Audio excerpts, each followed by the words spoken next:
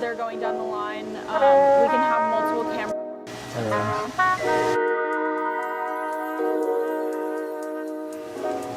Okay.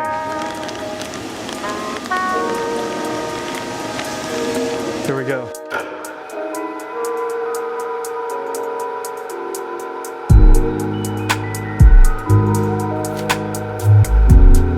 So we're at.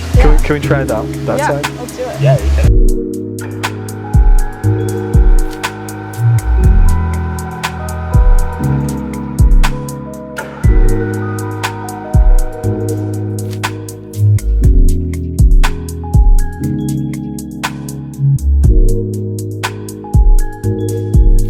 When the